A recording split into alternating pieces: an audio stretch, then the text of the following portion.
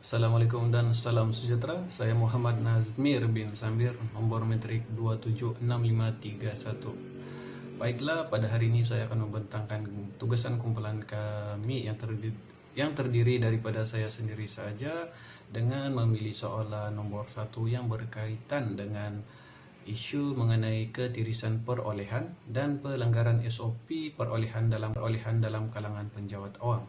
Okay, kita pergi kepada isu perolehan kerajaan mengenai kes ketirisan cukai bernilai RM2 bilion. Salah satu kes yang menunjukkan isu perolehan kerajaan yang serius ialah pendedahan kritis ketirisan cukai berjumlah RM2 bilion akibat penglibatan 34 anggota dan pegawai Jabatan Kastam Diraja Malaysia JKDM dalam kegiatan penyeludupan arak dan rokok tanpa pengisytiharan cukai yang sah. Kes ini telah dibongkar oleh Suruhanjaya Pencegahan Rasuah Malaysia SPRM melalui Op Sambah 2.0 yang dijalankan antara 11 hingga 25 Mac tahun 2024. Modus operandi sindiket ini melibatkan rasuah kepada penjawat awam sebagai ganjaran untuk melepaskan barangan seludup tanpa pemeriksaan dan dokumentasi yang sah yang telah menyebabkan kerugian besar kepada hasil kerajaan. Kita beralih kepada prosedur operasi standard SOP perolehan kerajaan yang terdiri daripada 3 elemen. Yang pertama, dokumentasi lengkap, kedua, pemeriksaan rapi, dan yang ketiga adalah ketelusan accountability. Yang pertama adalah SOP perolehan awam menekankan aspek kepatuhan terhadap prosedur dokumentasi, pengisytiharan, pengesahan, dan pemantauan yang ketat terhadap semua urusan keluar masuk barang atau perkhidmatan. Yang kedua adalah pemeriksaan rapi. Dalam konteks JKDM, SOP merangkumi kewajiban membuat pemeriksaan rapi terhadap barangan import serta memastikan cukai dan juga duty dibayar sepenuhnya sebelum dibenarkan masuk ke pasaran tempatan. Dan yang ketiga adalah ketulusan accountability, yang mana SOP ini diwujudkan untuk memastikan ketulusan accountability dan juga integriti dalam setiap urusan perolehan dan penguatkuasaan undang-undang oleh agensi kerajaan. Kemudian kita pergi kepada pelanggaran SOP dalam kes Jabatan Kastam ini. Ada empat pelanggaran SOP lah. Yang pertama adalah rasuah 40 juta, yang mana pegawai Kastam menerima rasuah untuk memudahkan penyeludupan. Yang kedua adalah penggunaan orang tengah, yaitu forwarding agent sebagai perantara untuk menyampaikan rasuah. Dan yang ketiga adalah pengabaian pemeriksaan, yang mana barangan seludup dilepaskan tanpa pemeriksaan dan dokumentasi yang sah. Dan yang keempat adalah ketirisan hasil bernilai RM2 bilion, kerugian besar terhadap hasil negara akibat penyeludupan. Dalam kes ini penyeludupan berlaku pelanggaran SOP yang ketara apabila pegawai kastam yang sepatutnya melaksanakan pemeriksaan dan juga pengesahan pengisytiharan barangan telah bersubuhat dengan sindiket. Nah, ketidakpatuhan ini melibatkan unsur rasuah, kecuaian tugas, dan juga pelanggaran etika kerja yang semuanya bertentangan dengan SOP serta menjejaskan reputasi perkhidmatan awam. Kita pergi kepada nilai dan integriti penjawat awam yang mempunyai 4 elemen. Yang pertama adalah amanah, yang kedua adalah integriti, yang ketiga adalah keadilan, dan juga yang keempat adalah kebertanggungjawaban. Amanah ini pejabat awam perlu memegang amanah rakyat dan negara dalam menjalankan tugas. Kemudian integriti adalah kejujuran dan juga ketulusan dalam setiap aspek pengurusan dan juga pentadbiran. Manakala keadilan pula adalah melaksanakan tugas tanpa pilih kasih atau kepentingan pribadi. Dan yang keempat adalah kebertanggungjawaban, yang mana bertanggung jawab terhadap setiap tindakan dan keputusan yang dibuat.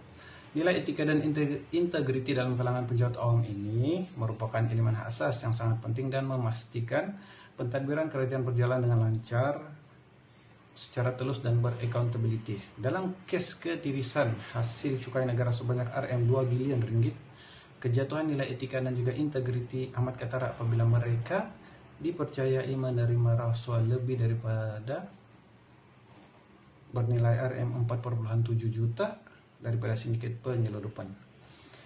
Kita pergi kepada aliran penyesatan, yang mana peranan kota audit negara memainkan peranan penting lah. Dia ada 4. Yang pertama adalah audit pematuhan, yang kedua adalah audit keuangan, dan ketiga adalah pengesahan risiko, dan keempat adalah laporan audit.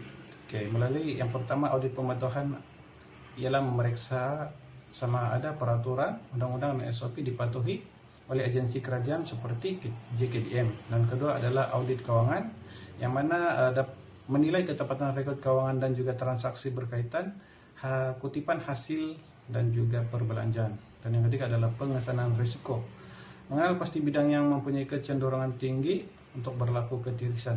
Dan yang keempat adalah laporan audit, menyediakan dokumen tulus, bebas dan berkecuali sebagai asas tindakan lanjut. Kata audit negara juga memainkan peranan penting sebagai pemantau awal terhadap urus tadbir keuangan kerajaan. Hasil audit tahunan dan pemeriksaan berkala terhadap transaksi perolehan awam membolehkan ketua audit negara mengenal pasti sebarang ketidakwajaran dalam pengurusan keuangan dan juga perolehan awam. Kita pergi kepada jawatan kuasa kira-kira wang awam PSC.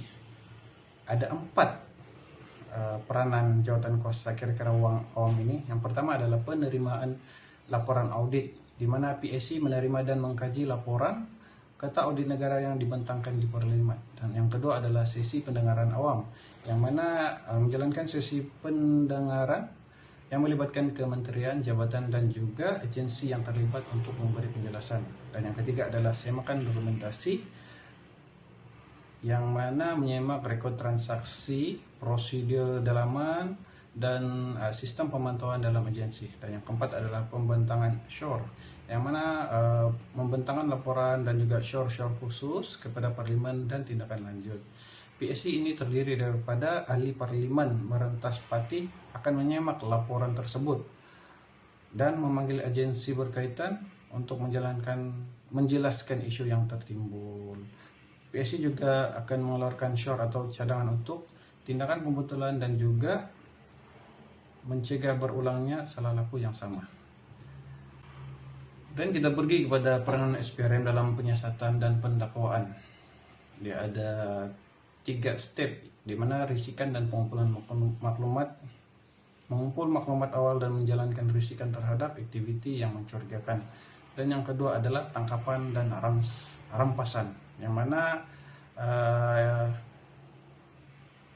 step kedua ini adalah menahan suspek dan juga menyita bukti berkaitan dengan dokumen dan juga aset. Dan yang ketiga adalah siasatan dan juga pendakwaan, menjalankan siasatan menyeluruh dan membawa kes ke mahkamah. SPRM dalam melancarkan operasi Samba 2.0 bermula 11 Mac hingga 25 Mac tahun 2024. Operasi ini berjaya menahan 34 pegawai custom dan 27 individu yang terlibat dalam sindiket berkenaan, hasil daripada siasatan, risikan dan juga kerjasama strategik bersama lembaga hasil dalam negeri LHDN, Bank Negara Malaysia, BNM dan juga SPRM cawangan negeri. Oke, kita pergi kepada 3 tahap profesionalisme di dalam institusi utama, yaitu Ketua Audit Negara, Jawatan Kuasa Kira-kira Wang Awam PSC dan juga SPRM. Ketua Audit Negara ini menunjukkan tahap profesionalisme tinggi dalam mengemukakan dapatan audit secara objektif dan juga berintegriti. Laporan Ketua Negara juga menggariskan pelbagai kelemahan dan ketidakpatuhan SOP dalam perolehan awam yang menjadi asas penting kepada siasatan lanjut. Kemudian kita pergi kepada jawatan kuasa kira-kira wang awam, yang mana profesionalisme PSC terserlah melalui keupayaan menjalankan pendengaran awam secara terbuka dan juga tanpa mengira latar belakang politik ahli jawatan kuasa. PSC berperanan sebagai meneliti penjelasan daripada agensi kerajaan dan juga menganalisis kesan terhadap keuangan negara. Dan yang ketiga adalah Suruhanjaya Pencegah Rasuah, Yang mana SPRM ini telah membuktikan tahap profesionalisme tinggi dalam menjalankan siasatan kes rasuah berskala besar. Tindakan tegas tangkas SPRM menahan puluhan pegawai custom dan rangkaian rasuah sindiket penyeludupan menunjukkan keupayaan sumber manusia dan teknologi yang kukuh. Sekian saja daripada saya berkaitan dengan pembentangan soalan satu yang berkaitan dengan isu ketirisan perolehan dan pelanggaran SOP perolehan dalam kalangan penjawat awam. Sekian dan terima kasih.